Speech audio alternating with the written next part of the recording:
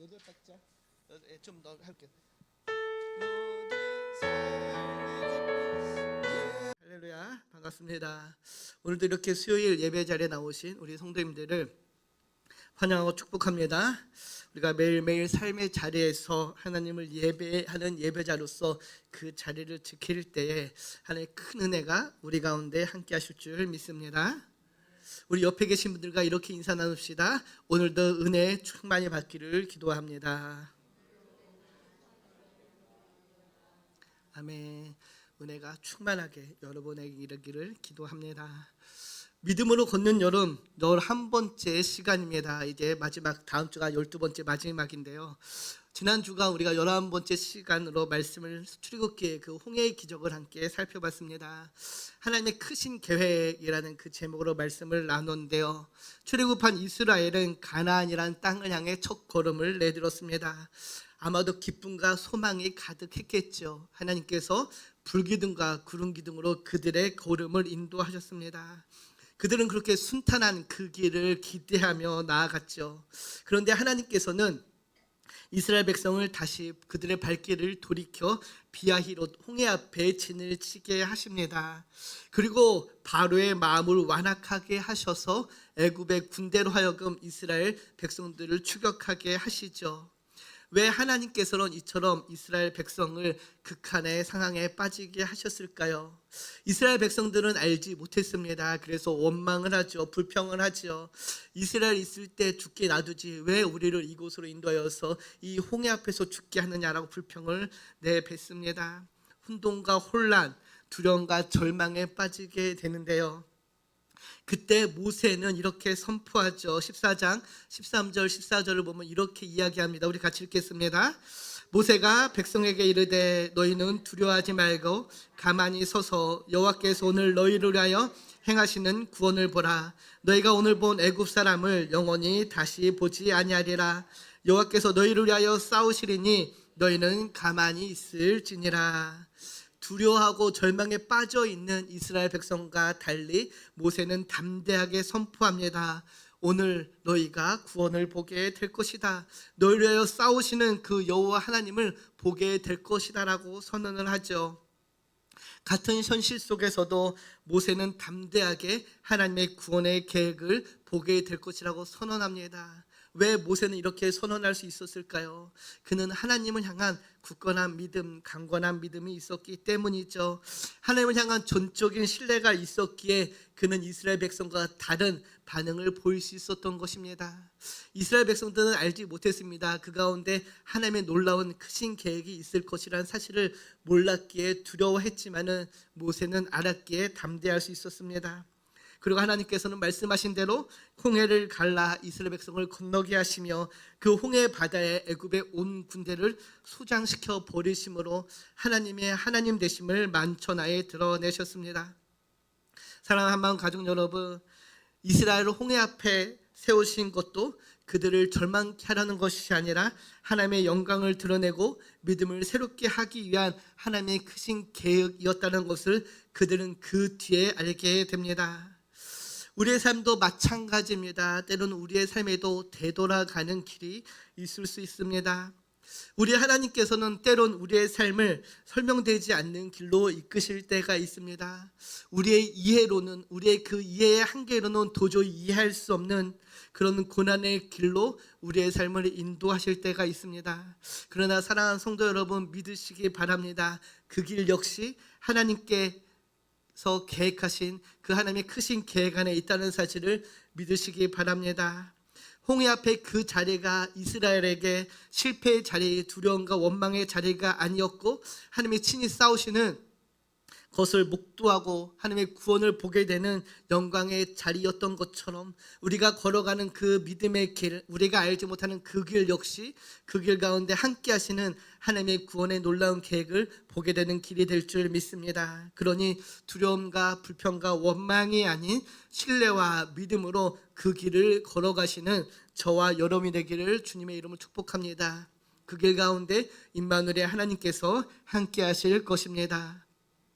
이렇게 홍해를 건넌 이스라엘 백성은 이제 모세의 인도에 따라 수르 광야와 엘림을 지나 시내산 사이에 있는 신광야에 도착하게 됩니다.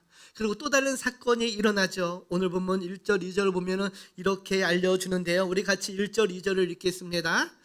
이스라엘 자손의 온 회중이 엘림에서 떠나 엘림과 시내산 사이에 있는 신광야에 이르니 애굽에서 나온 후 둘째 달 15일이라. 중 온 회중이 그 광야에서 모세와 아론을 원망하여. 오늘 보면 1절을 보면은 이스라엘 백성은 애굽에서 나온 지 둘째 달 15일이 되었다라고 알려줍니다.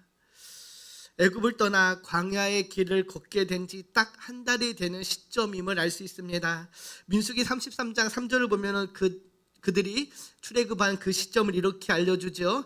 그들이 첫째 달 15째 날에 라암셋을 떠났다라고 이야기합니다. 그러니 둘째 달 15일이 되었으니 딱 만 한 달이 된 시점입니다. 왜 출애굽기 기자는 둘째 달 15일이라는 이 시점을 정확하게 기록하고 있을까요? 성경에 그냥 쓰인 말씀이 없기에 분명한 의도와 목적이 있는 것이죠. 사랑하는 성도 여러분, 우리의 믿음 생활을 보시기 바랍니다. 한 달이라는 그 시간, 우리가 무엇을 결단하고 실천하려고 하지만 한 달이란 그 시점이 지나면은 어떻게 되나요? 서서히 우리의 믿음이, 우리의 결단이 퇴색되고 희미해지지는 않는지요. 이 한 달이란 시간은 애굽을 떠난 출애굽한 이스라엘 백성이 그 출애굽의 감격이 식어가고 광야 생활이 본격적으로 시작되는 그 시점을 알려주고 있는 것입니다. 출애굽의 그 홍해 기적을 통해 구원의 기쁨과 감격이 이제 서서히 희미해지는 그 시점, 배고픔과 피로 같은 실제적인 문제가 다가오는 그 시점임을 알려주고 있는 것이죠.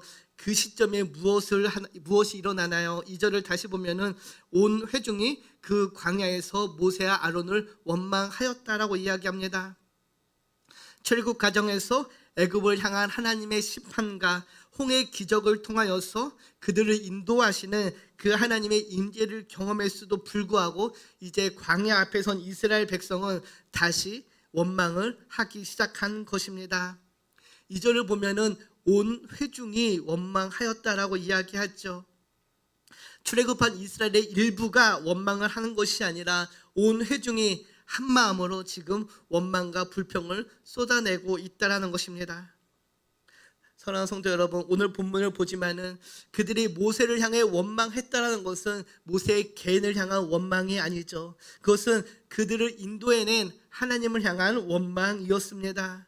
10가지 재앙으로부터 거룩하게 몸의 안으로 바바떴고 또 속박의 땅 애굽에서 출애굽한 구원을 맛보았지만은 홍해의 기적을 통하여서 하나님의 그 크신 은혜를 경험했지만은 그러나 그들 가운데 다시 불평이 원망이 나오기 시작하는 것입니다.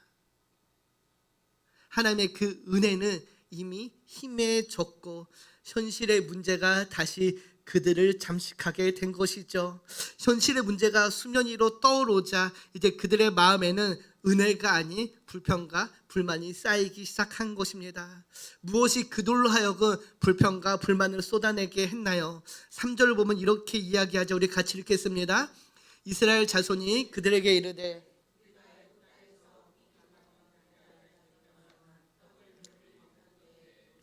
손에 죽었다라면 좋았을 것을 너희가 이 광야로 우리를 인도해내어 온 회중이 줄여 죽게 하는도다. 무엇 때문에 그들이 불평과 불만을 쏟아내고 있나요? 바로 먹을 것 때문입니다. 지금 먹을 것이 없어서 굶어 죽겠다라고 불평을 하고 있는 것이죠. 먹을 것, 식량이라는 그 문제 앞에서 그들은 어떻게 이 문제를 해결할지 고민하고 기도하기보다는 과거를 회상하며 모세와 아론 그리고 더 나아가 하나님께 지금 원망을 하고 있는 것입니다. 그런데 3절을 보면은 그들의 원망의 말이 이렇습니다. 우리 3절을 지금 다시 한번 자세히 볼까요? 우리가 애굽 땅에서 고기 가마 곁에 앉아 있던 때와 떡을 배불리 먹던 때에라고 원망을 합니다. 사랑하는 성도 여러분, 이스라엘 백성은 애굽에서 노예로 있었습니다. 노예가 과연 풍족한 삶을 누릴 수 있었을까요? 방금 그들이 원망하던 그 말처럼 고기 가마 곁에 앉아서 배불리게 떡을 먹을 수 있었을까요? 부족함은 없었겠지만 이렇게 풍족하게는 살지 못했을 것입니다. 이스라엘 백성은 광야 생활 가운데 그 양식의 결핍이라는 문제를 만나자 애굽의 삶을 동경하기 시작합니다. 차라리 그때가 좋았다라고 이야기하죠. 몇 주간의 고생이 그 노예로 살던 그 시기를 장밋빛으로 바꿔버린 것입니다. 과거에 붙들려서 미래를 바라보지 못하고 있는 것이죠. 사랑하는 성도 여러분, 이스라엘 백성이 출애굽한 계기가 무엇인가요? 그들의 애굽을 떠난 계기가 무엇인가요? 출애굽기 2장 23절에 보면 이렇게 알려줍니다. 우리 같이 읽겠습니다. 이스라엘 자손은 고된 노동으로 말미암아 탄식하며 부르짖으니 그 고된 노동으로 말미암아 부르짖는 소리가 하나님께 상달된지라. 그들이 하나님께 간절히 부르짖었습니다. 우리가 더 이상 이 애굽의 이 종살이 노예살이로는 도저히 견딜 수 없습니다 라고 간절하게 부르짖는 그 부르짖음에 하나님이 응답하신 것이죠. 그들이 고난 중에 하나님께 부르짖었던 그 사실을 지금 까맣게 잊고 있는 것입니다. 저를 포함한 우리는요, 과거를 회상하고 생각할 때 사실을 부풀리는 경향이 있습니다. 특히 현재의 고난이 있으면 과거를 회상할 때 더욱더 그런 것 같은데요. 지금 이들을 인도하시는 이 누구인가요? 모세가 아니죠. 바로 여호와 하나님이십니다. 그들을 애굽에서 이끌어내시고 지금 가나안 여정을 향해 나아가게끔 하신 분, 바로 만군의 주 여호와 하나님이신데요. 그들은 자신들이 기도한 그 하나님을 향하여서 지금 원망하고 불평하고 있는 것이죠. 그런데 그들이 잊고 있었던 이것이 있습니다. 무엇인가요? 출애굽기 3장 12절을 보면 하나님께서 모세를 부르실 때에 이렇게 이야기하죠. 우리 같이 읽겠습니다. 하나님이 이르시되 내가 반드시 너와 함께 있으리라. 내가 그 백성을 애굽에서 인도하여 낸 후에 너희가 이 산에서 하나님을 섬기리니 이것이 내가 너를 보낸 증거니라. 하나님께서는 모세를 보내시면서 너희가 출애굽한 그 후에 이곳 하나님의 산 호렙, 신의 산이죠. 하나님의 산 호렙에서 나를 예배하게 될 것이다. 이것이 내가 너를 보낸 증거라고 이야기했습니다. 그러니 그들이 하나님의 산에 도착하는 것까지 하나님이 인도하신다는 사실이죠. 이 사실을 이스라엘 장로들도 알고 있었습니다. 그럼에도 불구하고 원망을 하고 있는 것이죠. 그들이 시내산에 도착하지 않았습니다. 아직 젖과 꿀이 흐르는 그 땅 광야 안에 도착하지 않았죠. 무엇을 의미하나요? 그 땅에 도착할 때까지는 하나님께서 무슨 일이 있어도 그들을 지켜주실 것이란 것이죠. 왜? 하나님이 이미 말씀하셨기 때문입니다. 언약에 신실하신 하나님께서 말씀하셨기 때문에 그들은 그 사실을 믿어야 했지만 그런 하나님이 언약을 까맣게 잊고 지금 현실의 문제에 매몰되어서 원망을 하고 있는 것이죠. 사랑하는 성도 여러분, 우리는 기억해야 됩니다. 우리의 하나님은 언제나 신실하십니다. 그분은 언제나 그분이 하신 그 약속을 지키시는 분입니다. 그러나 때론 우리도 그 하나님의 신실하심을 잊을 때가 있죠. 현실의 문제가 커 보이면은, 그 문제가 너무 커 보이면은 우리는 그 언약의 하나님을 잊을 때가 있습니다. 그러나 여러분 기억하시기 바랍니다. 우리 하나님은 신실하신 하나님이십니다. 그래서 이스라엘 백성이 젖과 꿀이 흐르는 그 땅에 들어가기 전까지 그들은 결코 굶어 죽지 않을 것입니다. 그럼에도 그들은 그 사실을 까맣게 잊고 있었던 것이죠. 이렇게 불평과 불만을 쏟아내는 이스라엘 백성을 향해 하나님께서 무엇이라고 이야기하시나요? 4절을 보면 이렇게 말씀해 주시는데요. 우리 4절을 같이 읽겠습니다. 그때 여호와께서 모세에게 이르시되 보라, 내가 너희를 위하여 하늘에서 양식을 비같이 내리니 백성이 나가서 일용할 것을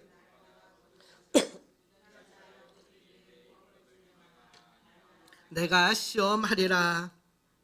불평과 불만 가운데 있는 이스라엘 백성을 향한 하나님의 말씀이 무엇인가요? 내가 저들에게 유황불을 내려서 심판하시겠다고 하시나요? 불평 많은 저들을 내가 벌 주겠다고 말씀하시나요? 그렇지 않으시죠? 우리 하나님께서는 불평과 원망 가운데 있는 이스라엘 백성들을 꾸짖지 아니하시고 오히려 그들에게 내가 너를 위하여 하늘에서 양식을 비같이 내리리니 백성이 나가서 일용할 것을 날마다 거둘 것이다라고 말씀해 주십니다. 그들의 원망과 불평을 여호와 하나님께서 들으셨음에도 불구하고 그들에게 필요한 것을 넉넉히 챙겨주시겠다라고 말씀해 주시는 것이죠. 하나님의 놀라운 은혜가 아니올 수 없습니다.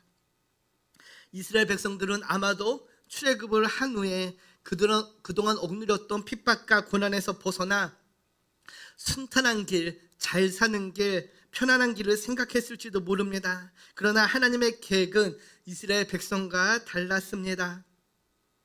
정확하게 엄밀하게 이야기하면 이스라엘의 백성이 원하는 그 샬롬, 평안과 하나님의 샬롬이 달랐던 것입니다.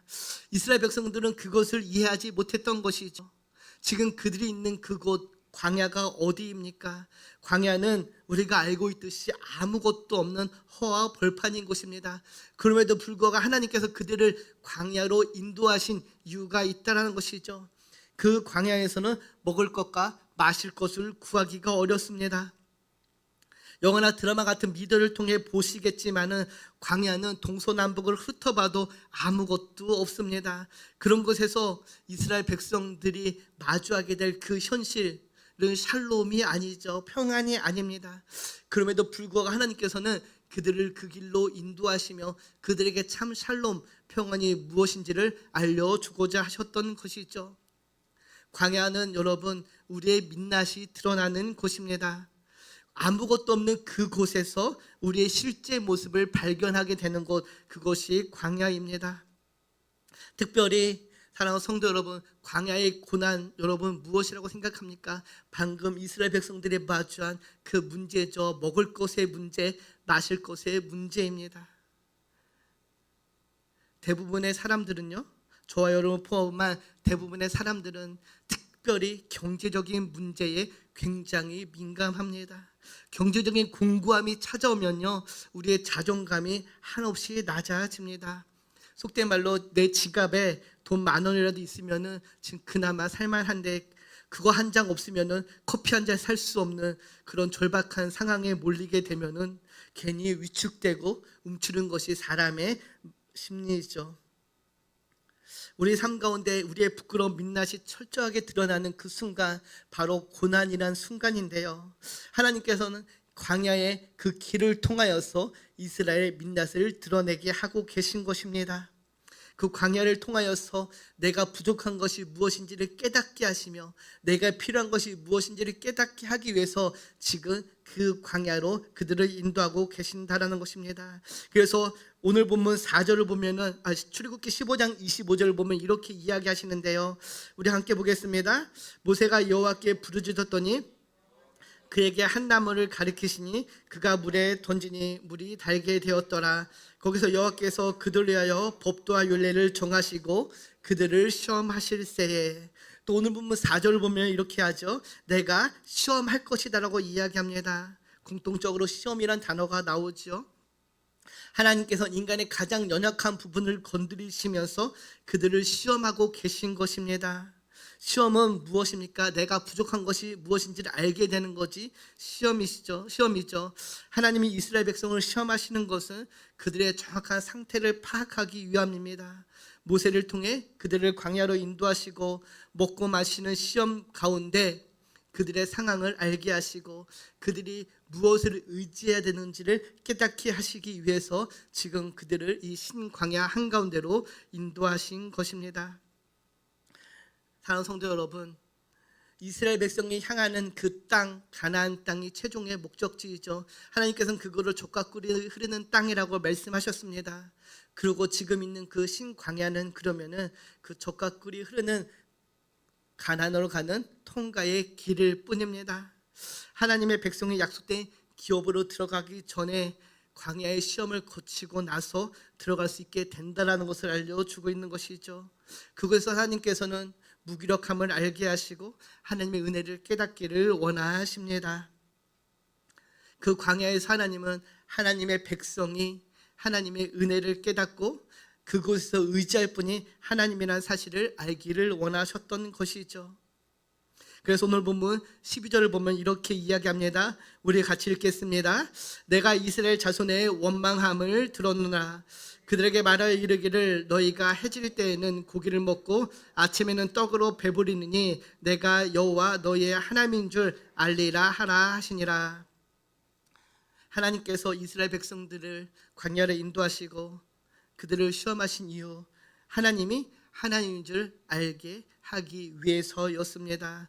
시험의 목적이죠. 그 시험의 목적은 그들로 하여금 지금 그들을 인도하여 가나안 길로 가고 있는 그 하나님이 누구인지를 알기 원하셨던 것입니다. 사랑하는 성도 여러분, 그 광야에서 그들은 하나님의 하나님 되심을 더욱더 뼈저리게 알게 될 것입니다. 이스라엘 백성은 그 광야에서 하나님의 은혜를 경험하게 됩니다. 그곳에서 만나라는 하나님의 은혜를 경험하게 되죠. 그들이 그 하나님의 만나의 은혜를 경험할 수 있었던 이유, 바로 그곳이 광야였기 때문입니다. 광야 그곳에 있었기 때문에 그 은혜를 경험할 수 있었던 것이죠. 오늘 말씀 설교의 제목이 그 광야로입니다. 그 광야로 우리를 인도하시는 이유, 우리가 그 광야로 가야 하는 이유, 바로 그곳에 하늘의 만나가 있기 때문입니다. 오늘 본문 15절과 31절을 보면 이렇게 이야기하는데 우리 같이 계속해서 읽어보겠습니다. 이스라엘 자손이 보고 그것이 무엇인지 알지 못하여 서로 이르되 이것이 무엇이냐 하니 모세가 그들에게 이르되 이는 여호와께서 너에게 주어 먹게 하신 양식이라. 이스라엘 족속이 그 이름을 만나라 하였으며, 만나는 광야에서 굶고 있는 이스라엘 백성에게 주신 생명의 양식입니다. 그것을 처음 봤을 때 그것은 이스라엘 백성들은 그것이 무엇인지 몰랐습니다. 전적으로 하나님의 은혜로 주어진 것이기 때문에 그들은 처음 보는 것이었죠. 그 광야에 내린 만나는 광야길을 걷는 이스라엘 백성들에게 생명의 양식이 되었습니다. 하나님께서 이스라엘 백성을 광야로 인도하신 이유, 그들을 시험하기 위하였습니다. 그리고 그 시험의 답이 바로 만나입니다. 하늘의 양식, 생명의 양식이죠. 전혀 기대하지 않았던 방법으로, 전혀 알지 못하는 것으로 그들의 필요를 채워주시는 하나님이 계시다라는 사실을 알게 하기 위함이었습니다. 그들은 지금 먹고 마시는 것으로 걱정하고 불안하고 두려워합니다. 나에게는 아무것도 없다, 이 광야길을 어떻게 걸어가야 할까라고 걱정하는 그들에게 하나님께서 말씀해 주고 계신 것이죠. 이 만나를 봐라. 이 만나를 봐라. 너희가 걱정하는 그 문제는 내게는 전혀 문제가 되지 않는다라고 말씀해 주고 계신 것입니다. 너희가 걱정하는 그 걱정은 나에게 있어서는 전혀 문제가 되지 않는다라고 말씀해 주고 있는 것입니다. 내가 너희가 전혀 예상하지 못하는 그 방법으로 너희의 필요를 채워주지 않냐라고 이야기하고 계신 것이죠. 사랑하는 성도 여러분, 만나는 광야에서 만난 생명 양식입니다. 그 생명 양식을 통해 그들은 하나님의 하나님 되심을 알게 되며 하나님이 주시는 참 평안, 샬롬을 경험하게 됩니다. 그 샬롬은 다름이 아닌 하나님께서 함께 하심입니다. 그들이 어디로 가든지 함께 하시는 그 하나님 자체가 그들에게 샬롬, 평안이 된다는 사실을 알려주고 있는 것이죠. 신명기 8장 3절을 보면 이렇게 이야기합니다. 우리 같이 보겠습니다. 너를 낮추시며 너를 줄이게 하시며 또 너도 알지 못하며 내 조상들도 알지 못하던 만나를 내게 먹이신 것은 사람이 떡으로만 사는 것이 아니요 여호와의 입에서 나오는 모든 말씀으로 사는 줄을 내게 알게 하려 하심이라. 아멘. 사랑하는 성도 여러분, 광야에서 비같이 내린 그 만나는 단순한 양식이 아니라 그들에게 무엇으로 살아가야 하는가에 대한 하나님의 가르침이었습니다. 그들은 그 광야에서 만나와 메추라기로 살아가는 것이 아니라요, 하나님을 의지하는 그 믿음, 하나님을 신뢰하며 하나님의 말씀에 따르는 그 순종함으로 살아야 함을 알려주는 것이죠. 그들의 사는 방법은 그 생명, 그 만나와 메추라기에 달려있는 것이 아니라 하나님께 달려있다라는 사실을 지금 알게 하신 것입니다. 광야라는 극한의 상황 속에서 이스라엘 백성은 자신의 능력으로 살아갈 수 없음을 절감하며 하나님을 의지하는 법을 알게 되어 갑니다. 그것이 만나를 주신 목적이요 유입니다. 사랑하는 성도 여러분, 사람은 떡으로만 살 수 없다라는 가르침이 바로 신명기 8장에서 주는 가르침입니다. 주님께서는 또한 우리에게 똑같이 가르침을 주셨습니다. 주님께서 공생의 일을 시작하기 전에 사탄에게 시험을 받으시죠. 그 첫 번째 시험이 무엇이었나요? 누가복음 4장 3절 4절을 보면 이렇게 알려주는데요. 우리 같이 한번 보겠습니다. 누가복음 4장 3절 4절입니다. 그 앞뒤로 있을 텐데요. 신명기 같이 누가복음입니다. 제가 읽어드리겠습니다. 마귀가 이르되 내가 만일 하나님의 아들이어든 이 돌들에게 명하여 떡이 되게 하라. 4절 같이 읽겠습니다. 예수께서 4절 없나요? 예수께서 대답하시되 기록된 바 사람이 떡으로만 살 것이 아니라 하였느니라. 이 신명기 8장 말씀을 인용하셔서 사탄의 유혹을 물리치시죠. 예수님께서 시험하는 사탄에게 사람이 떡으로만 사는 것이 아니다라고 말씀하십니다.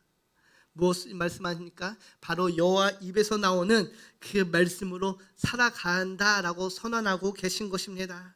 사랑하는 성도 여러분, 우리도 역시 떡으로만 살아가는 인생이 아니라 여호와 하나님의 입에서 나오는 그 말씀으로 살아가는 사람들임을 기억하시기 바랍니다. 그 말씀이 무엇인가요? 요한복음에 보면 이렇게 알려주는데요. 요한복음 1장 1절을 보면 이렇게 말씀하십니다. 태초에 말씀이 계시니라. 이 말씀이 하나님과 함께 계셨으니 이 말씀은 곧 하나님이시라. 이 말씀, 여호와의 입에서 나오는 그 말씀은 바로 로고스, 예수 그리스도입니다. 우리가 이 땅을 살아가는 이유, 우리가 이 땅을 살아가는 방법 또한 예수 그리스도라는 사실을 알려주고 있는 것이죠. 그래서 주님께서는 요한복음 6장 51절에 다음과 같이 말씀해 주십니다. 같이 읽겠습니다. 나는 하늘에서 내려온 살아있는 떡이니 사람이 이 떡을 먹으면 영생하리라. 내가 줄 떡은 곧 내 살이니라 하시니라. 아멘. 주님께서는 나는 하늘에서 내려온 살아있는 떡이라고 말씀하시며 그 떡을 먹을 때 우리가 영원한 삶을 살게 될 것이라고 말씀해 주십니다. 사랑하는 성도 여러분, 광야라는 그 막다른 길에서 먹을 것이 없어 죽을 지경에 이른 이스라엘 백성에게 하늘에서 내려주신 만나가 있었다라면은 죽어가는 우리에게 하늘에서 내려온 예수 그리스도 참 생명이 계십니다. 오늘날 사는 우리에게 오직 예수로 살아가야 함을 알려주는 것이죠. 광야에서 만난 그 만나는 바로 우리에게 영원한 생명이신 예수 그리스도입니다. 광야에서 그 만나가 이스라엘 백성을 살렸듯이 우리의 고난길에서 만나는 예수 그리스도가 우리를 살리실 것입니다. 우리를 살리셨습니다. 또 우리를 영원한 생명으로 인도하십니다. 바라기는 우리에게 영원한 생명이 떡인 예수 그리스도가 있다는 그 사실을 믿으시며 그분과 동행하는 복을 누리시기를 축복합니다. 이제 설교를 맺습니다. 우리는 누구나 다 광야에 있기를 싫어합니다. 광야는 불편하고 낯설고 때로는 생존조차 위태로운 자리입니다. 그 광야가 상징하는 고난 누구나 원치 않지요. 피하고 싶어 합니다. 빨리 그 자리를 벗어나기를 원합니다.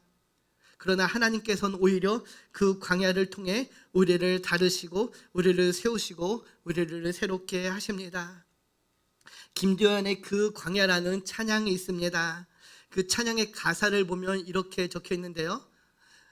광야로 우리를 부르시는 아버지, 나를 낮추시고 돌이키시는 내 아버지, 고단한 삶, 억누른 짐 모두 버리고 주의 임재로 부족함없는 그 광야로 우리를 초대하시는 아버지라는 이 찬양이 있습니다. 사랑하는 성도 여러분, 때로는 우리는 원치 않지만은 우리 하나님께서는 저와 여러분을 광야로 초대하십니다. 그 광야에서 나를 낮추고 나를 돌이켜 보며 우리의 고단한 삶의 무게를 내려놓기를 원하십니다. 그리고 그 광야의 여정을 통해 온전히 우리를 초대하시는 그 하나님만을 바라보며 하나님만을 의지하게 하십니다. 우리에게 그 광야로 초대하시는 하나님의 초대가 있습니다. 그 초대를 거절하지 않을 때에, 그 초대에 우리가 순응하며 나아갈 때 우리는 그 광야에서 만나의 기적을 보게 될 것입니다. 그래서 성도 여러분, 광야는 때로는 저주의 자리가 아니라 축복의 자리가 됨을 믿으시기 바랍니다. 그곳에서 우리는 친히 만나를 내려주시는 하나님의 그 놀라운 은혜를 보게 될 것입니다. 우리의 삶을 붙잡아 주시고 우리에게 은혜를 공급하시며 우리를 인도하시는 그 하나님의 놀라운 은혜를 경험하는 그 광야를 두려워하지 마십시오. 진심으로 여러분이 그 광야에 또한 들어가기를 소망합니다. 그곳에서 하나님을 만나고 하나님의 은혜를 경험하기를 축복합니다. 광야는 우리의 자아가 무너지고 우리의 의지가 꺾이고 하나님의 말씀만이 참된 양식을 배우는 자리입니다. 그 자리에 은혜를 누리시기를 소망합니다. 때로는 그 광야는 끝이 없는 길처럼 보이지만 여러분, 사실 그 광야는 하나님 나라로 이어지는 통로입니다. 이스라엘 백성에게 신광야가 가나안 땅으로 가는 여정이었듯 우리에게 광야 같은 그 고난 역시 우리가 하나님 나라를 향하여 나아가는 그 통로임을 기억하시고 그 길을 걷는 동안 하나님의 뜻을 깨닫고 순종하며 나아가는 저와 여러분 되기를 축복합니다. 그때 하나님의 놀라운 은혜가 저와 여러분에게 충만하게 임할 것입니다. 기도합니다. 참 좋으신 하나님 감사합니다. 광야의 만나를 보며 오늘 우리에게 부어주시는 그 하나님의 놀라운 은혜에 감사함으로 나아갑니다. 오늘도 우리에게 하늘의 만나를 내려주시는 그 하나님을 신뢰함으로 내일을 염려하지 않고 오늘을 위한 은혜로 감사함으로 살아가는 주의 백성 되게 하여 주시옵소서. 우리에게 참된 양식이 되시는 예수 그리스도가 있음을 믿고 그 주님과 함께 동행하는 복을 누리는 복된 삶을 살게 하여 주시옵소서. 감사드리며 우리를 권하신 예수님의 이름으로 기도합니다. 아멘.